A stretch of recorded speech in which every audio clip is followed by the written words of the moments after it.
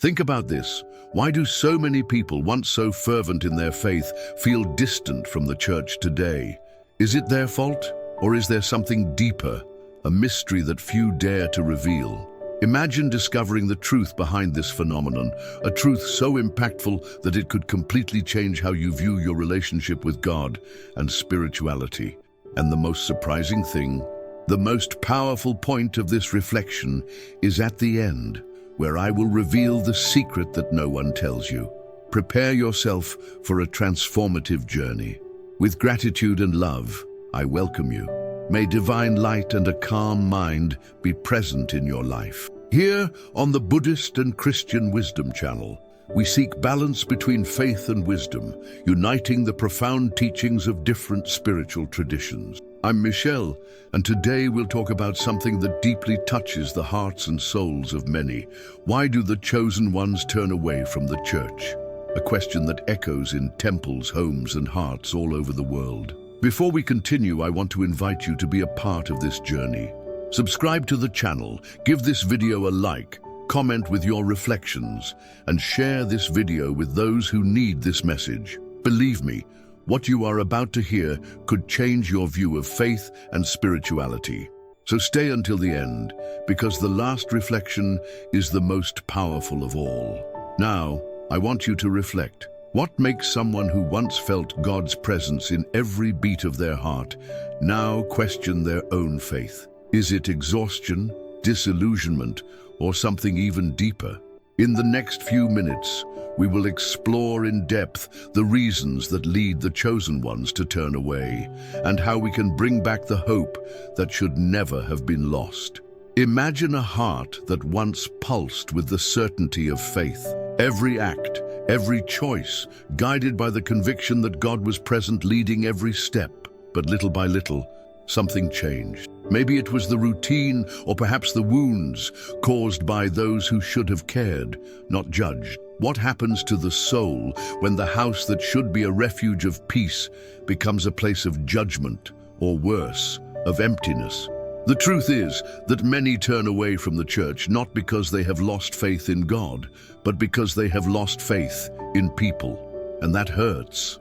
The words of love that once echoed in sermons have been replaced in many cases by cold, distant discourses that don't speak to the real struggles we face in today's world. And here is an important reflection. Is the problem in the essence of the church, or in what we, humans, have made of it? Jacobo Greenberg, a renowned scholar of human consciousness, said that our mind is like a bridge between the divine and the material world. When this bridge is blocked by feelings of judgment, rejection, or disillusionment, we become trapped in a state of disconnection. It's not that God has moved away from us. It is we who often build walls between our souls and His presence. These walls, built slowly, stone by stone, can start with something as simple as a poorly chosen word or a look of disapproval within the faith community. And this leads us to an even deeper question. Aren't those who turn away from the church, in fact, seeking a purer reunion with God? Think about it. Why does spirituality often grow outside the walls of a temple? Why do we find people who feel the divine presence in the silence of nature, in compassion for a stranger, but not in the place that should be the center of it all? If you've made it this far, I want you to reflect and leave in the comments. Do you believe that people's turning away from the church is their fault, the community's fault, or something even deeper? Right, I am committed to finding answers. I want to hear from you because this journey is as much yours as it is mine. But there is hope. In the midst of pain, questioning, and doubt, there is an invitation to something greater. And it is here that the message of Jesus Christ becomes as relevant as ever.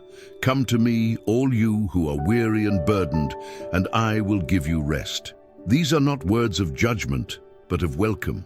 It's not an invitation to rules, but to a genuine relationship with the Father. At this point, I want to remind you that we are just beginning our journey.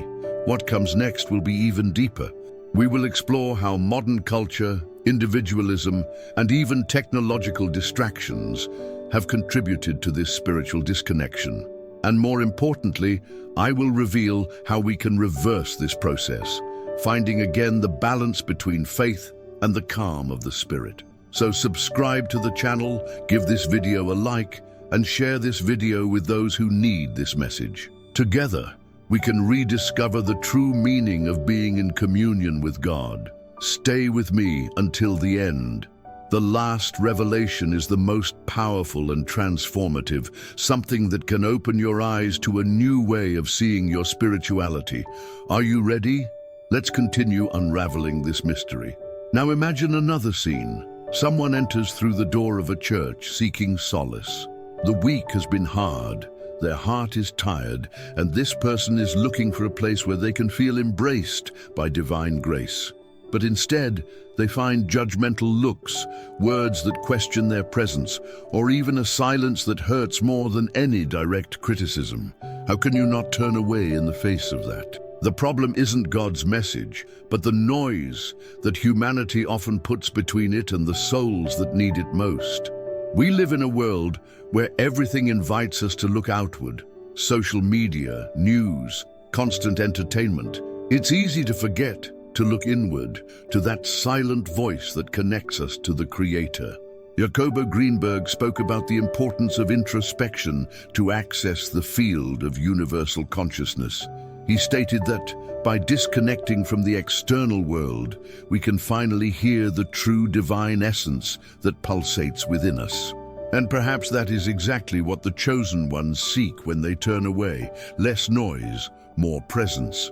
But here is something that needs to be said.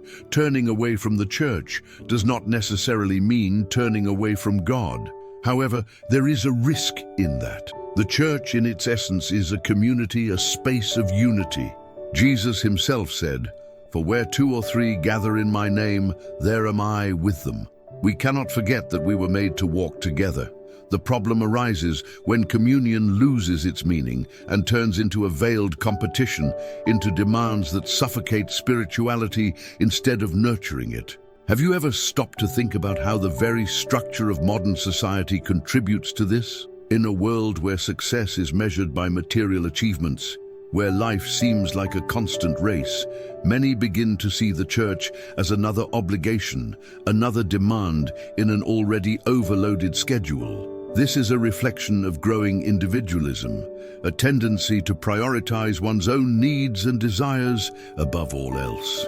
But here is the paradox. Individualism promises freedom, but often delivers loneliness.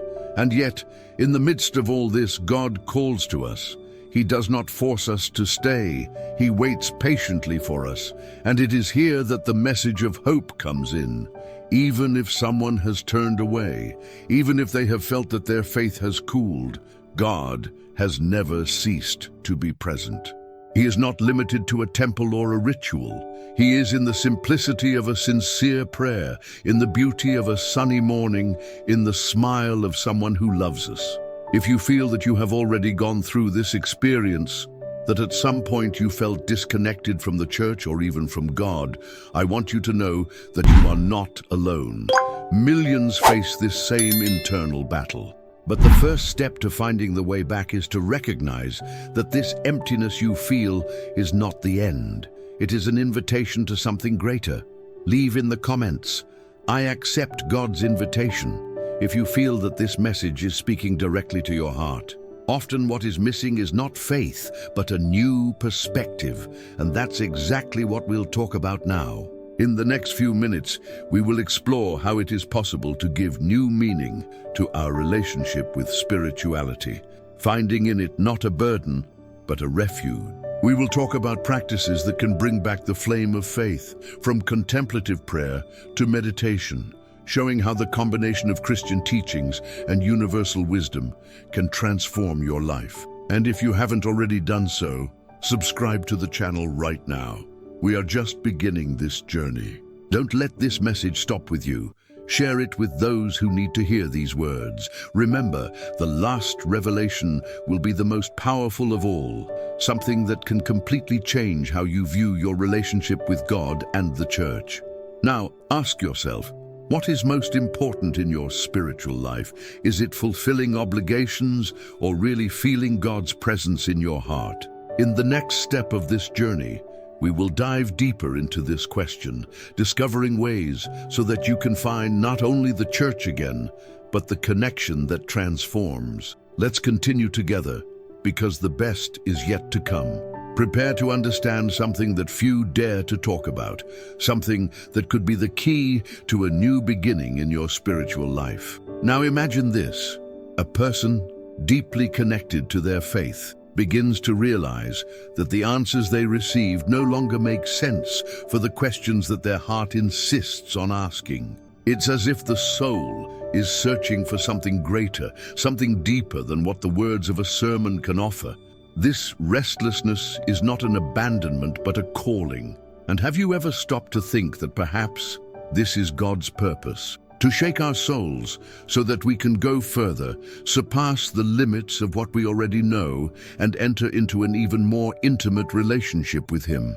When Jesus said, "You will know the truth, and the truth will set you free," He was not referring to a static truth. He spoke of a living truth which grows as we grow. And it is here that many get lost. The church often struggles to keep up with this evolution. The questions change, but the answers remain the same. This creates a gap, an empty space where the faith of many begins to cool. Not because they have stopped believing in God, but because the structure in which they believed can no longer house the size of their spiritual thirst.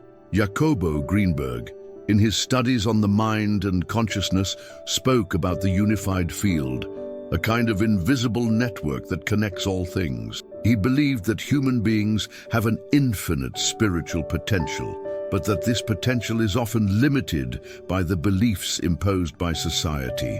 And here is the key point. Are we limiting God's action in our lives because we insist on fitting Him into molds that no longer serve us? Is the reason why so many chosen ones turn away from the church because they feel that it is not keeping up with the movement of their souls? We cannot ignore the impact of modernity in this process. We live in an era of excess of information, of comparisons, of demands. Technology connects us to everything, but often disconnects us from what is essential. The rush of the modern world steals the opportunity to hear God's voice in silence. And when the church does not find ways to adapt to this frantic pace, many end up seeking their answers outside of it. But here is a powerful truth. What you seek outside is already within. God has never been distant. He has always been patiently waiting for the moment when you stop, look inward and say, "Here I am, Lord." Turning away from the church can be, for some, the beginning of a deeper journey to find the true essence of their faith. But that does not mean that communion should be abandoned. The real challenge is to give new meaning to this communion, to make it a genuine reflection of God's love. If you are watching this video, it is because you feel this calling. You know that there is something greater. Perhaps you have been disappointed, perhaps you have felt judged or excluded, but God has never given up on you. Leave in the comments, "I accept God's love in my life," if this message has touched your heart. I want to hear from you. I want this to be an exchange, because we are all in this journey together. The big question is, how can we transform turning away into a reunion? First, it is necessary to abandon the weight of guilt. Many carry an unnecessary burden, believing that turning away from the church is an unforgivable sin. But Jesus never called us to wait. He called us to relief. He said, "My yoke is easy and my burden is light." If what you feel is an unbearable weight, know that this does not come from God. It comes from human expectations, from judgments that do not reflect the true essence of the gospel. Second, it is necessary to seek a living spirituality. It is not about following rules, but about cultivating a relationship. This may include moments of personal prayer, readings of scripture, or even practices that calm the mind, such as meditation. Buddhist wisdom teaches us that inner peace is the starting point for any transformation, And when we unite this peace with Christian faith, we find the perfect balance between action and contemplation. And finally, it takes courage to start again. Perhaps you have been disappointed, but that does not mean that the journey is over. God always offers us new beginnings. Communion with others is important, yes, but it must be a communion based on love, empathy, and the genuine desire to walk together towards Him. Subscribe to the channel, share this message, and if you've made it this far, say in the comments, "I am ready to start again." I want you to know that the best is yet to come. The next point of this journey will be the deepest revelation of all, something that can completely transform your view on spiritual detachment. You won't want to miss it. Let's continue together, because God has something powerful to reveal to you.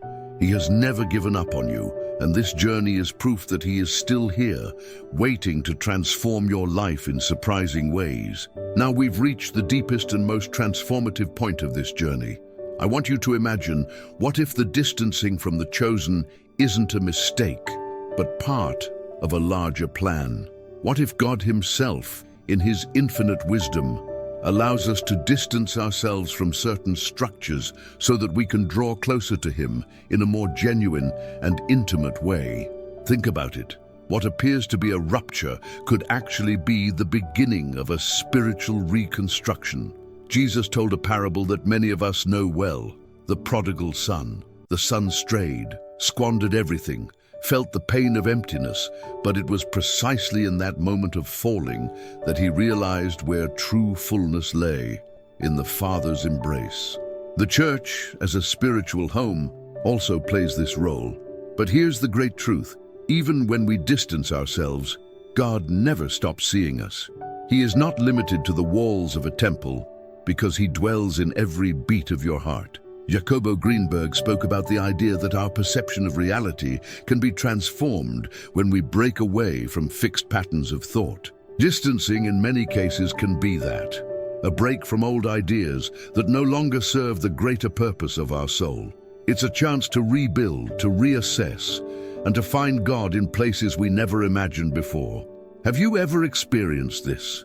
Moments when, outside the church, you felt the divine presence so clearly and powerfully that it was impossible to deny. If so, leave in the comments, "I felt God's presence." I want to hear your experiences, but what we need to understand is that distancing doesn't have to be permanent. There is a way back, but it doesn't start with rules or dogmas. It starts with a loving invitation. Jesus calls us, "Behold, I stand at the door and knock. If anyone hears my voice and opens the door, I will come into him and eat with him, and he with me." Notice that He doesn't demand perfection.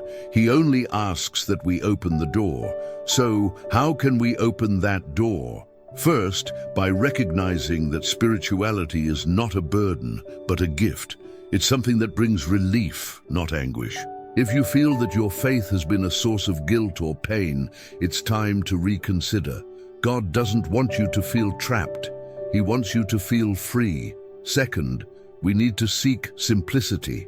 Sometimes we complicate our relationship with God so much that we forget the basics. Talking to Him like a loving Father, hearing His voice in silence, trusting Him in the small things of everyday life. And third, it takes courage to reconnect. Perhaps this means returning to the church, but with a new mindset, not seeking perfection, but seeking communion. Perhaps it means creating new spiritual habits, such as daily scripture reading or moments of meditation. The important thing is not to give up. God never gives up on you. Now I want to share something that many forget. The true church is not a building, but the people. Where two or more people gather in God's name, there is His presence. This means that you can find divine communion in a sincere conversation with a friend, in an act of kindness to a stranger, or in a moment of prayer with your family. God is where love is. And here is the most powerful point of all.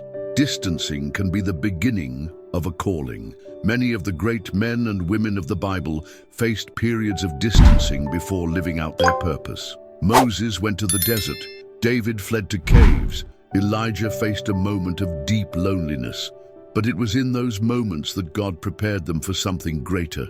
What if your distancing is exactly that? A spiritual desert that is preparing you for something great? Trust the process. If you felt that this message touched your heart, leave in the comments, "I accept God's call for my life." I want you to know that you are not alone. God is with you every step of this journey, and we, as a community, are here to support you. If you haven't already, subscribe to the channel, like this video, and share it with someone who needs to hear this message. Don't let this transformation end with you. Be a channel of blessing in the lives of others. The journey doesn't end here, because God continues to work in your life, guiding you to something greater. And remember, distancing is never the end. It's just a part of the story that God is writing for you. He is waiting with open arms to walk alongside you in this new stage. So rise up, answer the call, and allow God to transform your life like never before. The last word will never be distancing, but reunion. May the peace of God, which surpasses all understanding, be with you. See you in the next video. God bless.